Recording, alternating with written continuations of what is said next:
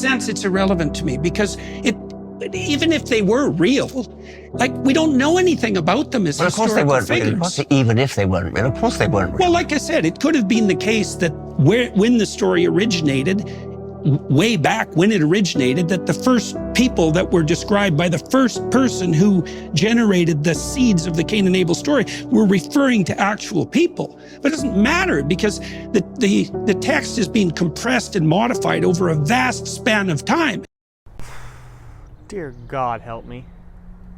It always amazes me how people die on this hill in the belief that if they can't explain it, it must not be true. If it goes beyond scientific reason, well, I'm not laying claim to it. Dawkins asked a really good question to Peterson. He simply asked, do you believe Cain and Abel are real? The easiest question you could possibly ask during the whole video. The whole 2-hour video. What was that question? I watched it. It was the easiest question. And Peterson went like, deer in headlights. And then he went on this rant about basically how it doesn't matter. It does matter. You cannot claim biblical consistency or biblical literacy if you're not fully all in to the realities of the Bible. It is non-fiction. Did Jesus speak in parables? Absolutely. Are there metaphorical devices in the Bible? Yes. Cain and Abel are not emblematic. They're real. It's that simple. And if you do not believe that, you undercut your whole belief system. You cannot use the Bible as a philosophical tool. It goes far beyond that.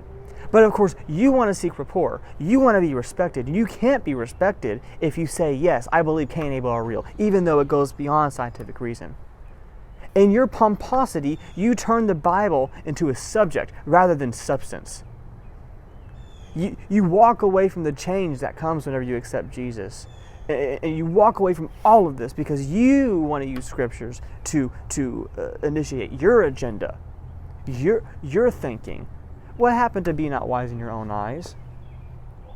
You went from a Christian to a Pharisee, using them big words and having them huge discussions with famous atheists, but not being able to answer the simplest question of the whole interview. This is why we as a nation are so lost, because we refuse to be looked down upon. We cannot accept the reality that in order to be a Christian, we must be Christ-like. We must sacrifice ourselves. We must die to ourselves. We must not work in the way the humanists want to work. We must not use the same language as this big brain smart people want to use. And we can't do it. Sacrifice is impossible for most of us.